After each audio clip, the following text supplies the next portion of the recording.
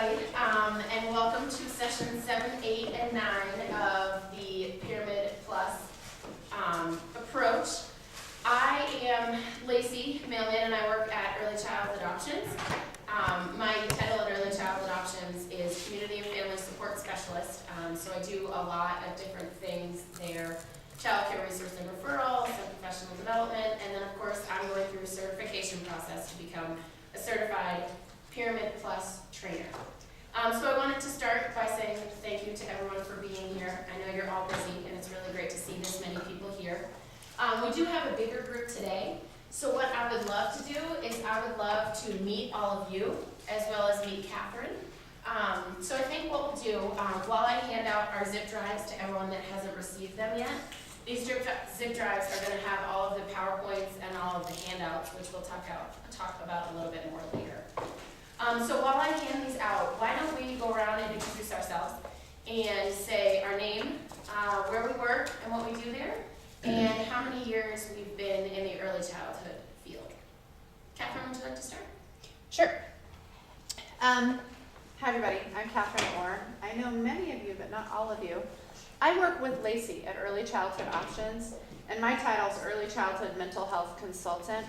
I do some consulting around the county, specifically in classrooms where there are Head Start kiddos, on the social and emotional development of the kids in that classroom. And the other part to my job is that I am already a certified Pyramid Plus trainer.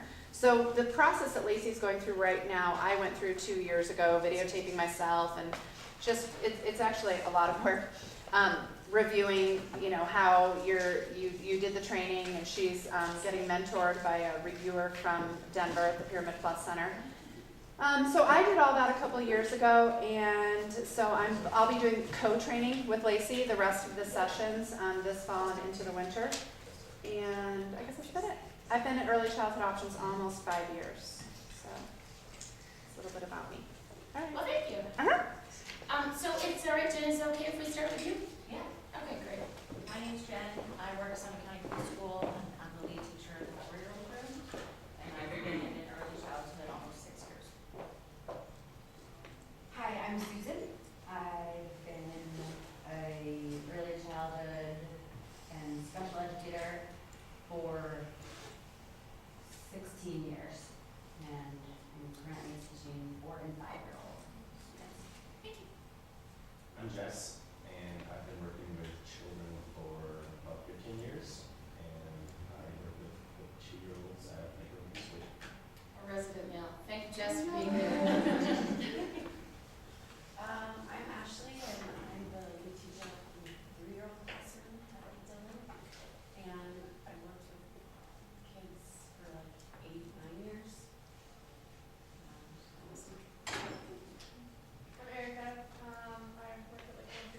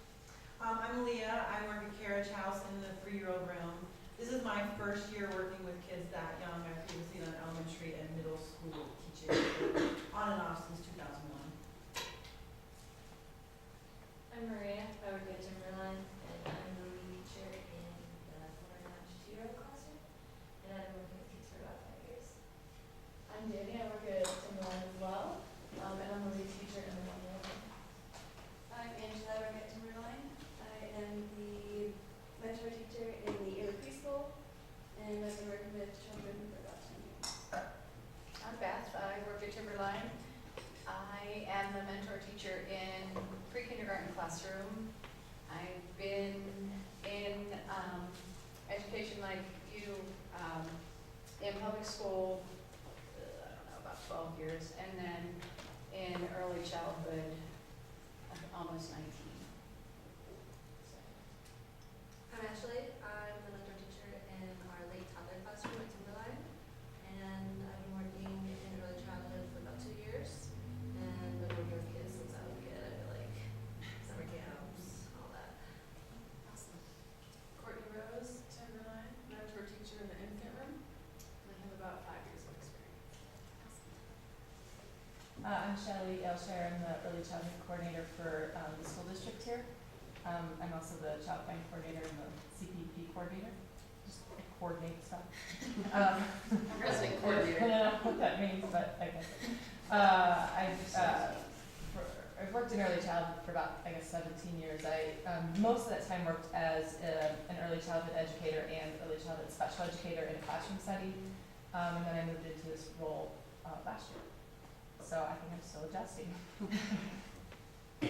I'm Michelle. I'm a preschool teacher at Granby Elementary School in Marin County, and I've been in early childhood for 2 years. I worked in special education for 8. Awesome. Well, thank you so much, everyone, for sharing that. Of course, don't test me on all the names yet. Give me a couple minutes. But it definitely seems like we have lots of years of experience. We have some new people, some really experienced people, and I think no matter where you are in early childhood, the process that you've gone through, I think it's really important to celebrate, the accomplishments that you've reached so far. We talk a lot in Pyramid about being positive and avoiding saying no to children and don't and stop. And I think that's something that I want to impress upon all of you to do with yourselves as well. Even just being here today is an accomplishment in and of itself. You're dedicated to learning more and bettering yourself as an educator, and I think that's really important. So kudos to all of you guys. So, one other thing I wanted to mention, there's a sign-in sheet in the back, so if you haven't signed in yet, if you could sign in, that would be great. As well as there's a stack of evaluations over there, and if you want to grab one of those, you can fill it out as we go through each of the sessions, just makes your life a little bit easier. And then the only other thing I wanted to mention, we received some feedback from some previous sessions in regards to the lights. People liked them better when they were off. It felt a little bit dark when they were completely off, so I turned one on. So if someone feels like they want to turn them off or they want to turn them all on, let me know and we can adjust that to best meet your needs. So does anybody have any questions before we get started? No? Okay, great. So then we'll go ahead and get started. We're going to start with session 7. And sessions 7, 8, and 9 we're going to talk about supportive environments. The environments in your classroom as well as what makes up those environments. We're going to talk about the physical environment, transitions and expectations, as well as schedules and routines. And it's really important to remember that everything we're talking about today is evidence-based. Even it goes so far as to a lot of the practices that we're going to be talking about today are from other programs such as the LEAP program and the Building Blocks program. Before I go any further, does everyone have their zip drives and they were able to find the PowerPoints and the handouts, things like that? Does anybody need any help with that? Everybody's good? Awesome. Okay. So we want to start just by thanking our funders, the Department of Human Services, Colorado Health Foundation, Mile High United Way. You guys can read all these different people. There's a lot of people that go into funding this work. As well as on a local level, I just want to acknowledge, thank Early Childhood Options, who supports Catherine and I, me going through this process, which is a really big thing, as well as the Senior Center, which is the building that we're in, as well as, I want to thank you guys and your centers and your directors for supporting you guys being here. So this is just a quick agenda for session 7. We're going to do some activities. We're going to talk about a bunch of different things. We're going to talk about some concepts such as zoning. Like I said, a lot of information about environments. And then we also do have hanging up an agenda for today. So if you're just kind of curious how the day is going to go, it should be right up there. And then of course, if you have any questions, you can ask me anytime. So a few learning objectives, things that I'd love you to go away with after session 7. We're going to talk about the relationship between environmental variables and how that affects children's behavior and their actions, whether those be positive or negative. We're going to talk about some practical strategies, concrete strategies that you can walk away with at the end of today. And then we're going to, hopefully you'll learn how to create and facilitate responsive and supportive environments for children of all ages, infancy to 5 years old. So a few logistics, and we've done this in our past sessions, session 1 through 6. What we did is we created some ground rules, just so we can all kind of be on the same page today, no pun intended, because I wrote it on the page, but since we have such a group today, I kind of wanted to revisit our ground rules and see if anyone had any that they would like to add. I was looking at them this morning and I had one that I wanted to add, and that was take care of your own needs. And the reason I say that, just because, you know what, I know it is a long day in here, so if you need to step out and take a phone call, you need to, your computer's dying, I know we have a lot of people in here today, and you need to sit by an outlet for 5 minutes, or even if you're tired of sitting and you want to stand in the back for a couple minutes, I want you guys to go ahead and take care of that.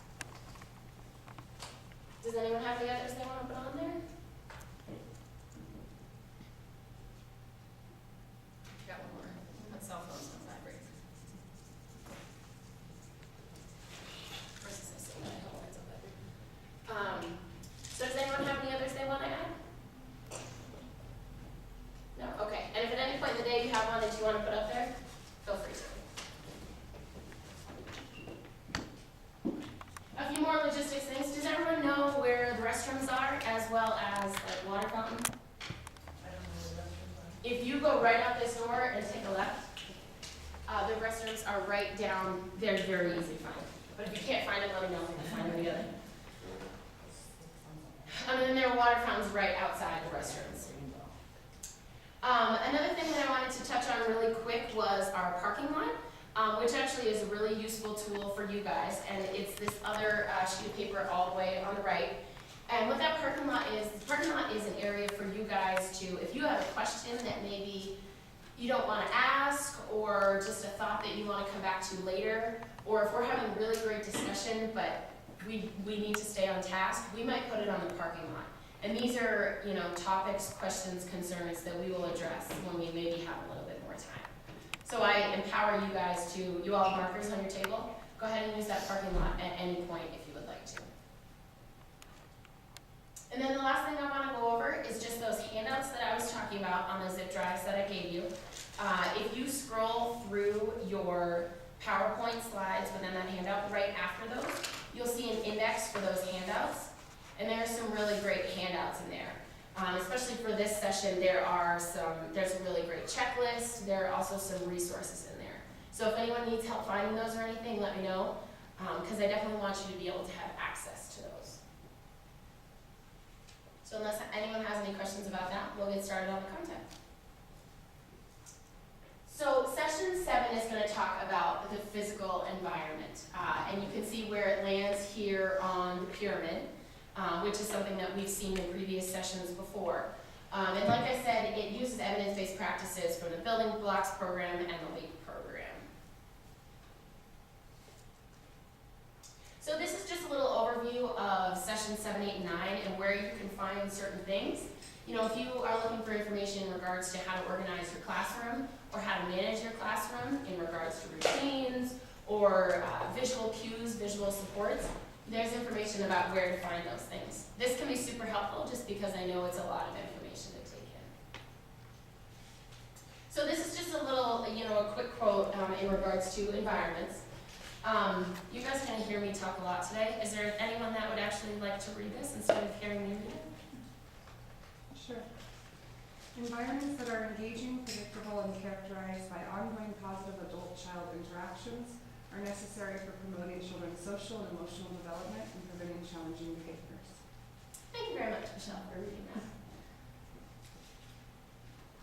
So one of the biggest things that I sort of feel like I'm preaching a little bit to the choir when I say this one is in our environments we want to promote children's success, which as educators that's something that you guys want to do all the time, or at least I hope that's what you want to do all the time. Talking about creating an environment where everyone feels welcome. If I could change the slide a little bit, I would put the word all after promote all children's success. We talk a lot about inclusion, and we're going to talk in a little while about inclusion and membership and what that really means.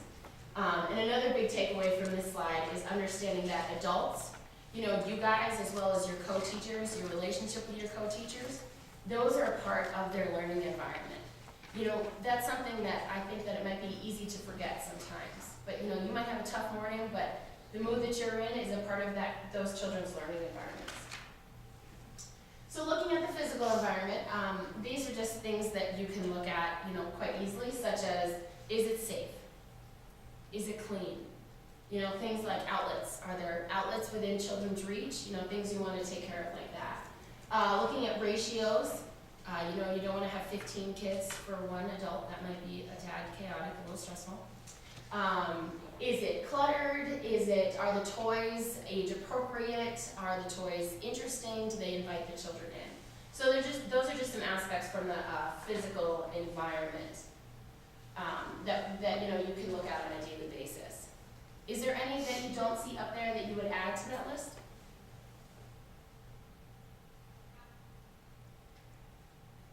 If not, that's okay. I know it's early. So this is just another list of some essential spaces in responsive and supportive environments. I think the quiet space is a great one that I have seen in a lot of classrooms here at Summit. Whether that's in the shape of a tent with some pillows, or you know, it might be, I've seen it in a decorated cardboard box that the children helped put together. I think quiet space is, you know, a great space for children. As well as that outdoor space is huge, and we'll talk about the outdoor space environment more in a little bit later. So next we're going to do an activity to kind of wake you guys up just a little bit, but I promise it's not too much. So what we're going to do is we're going to look at some photos and we're going to assess the learning environment. And if it's all right with everybody, what I would like to do is do this in tables, do this in groups. I think it's really, it's a great tool to be able to work off one another. Someone might think of something that you never thought of. So I'd like to do this in tables. And what we're going to do is there are different pictures. If you look ahead in your slides, there are different pictures of learning environments. And what we're going to do is we're going to look at those learning environments kind of with a detective hat on. We're going to assess those learning environments. So what I would like to do is I would like to assign every table a picture. And then I have some questions that I'd love for you guys to answer. Just a couple minutes, you know, it doesn't have to be paragraphs or anything, but just answer a couple questions. Maybe pick one person to be a reporter. And then after you've gone through these couple questions and assessed your photo, then we're going to report back to the rest of the group. So does anyone have any questions before we get started? No? Okay, so now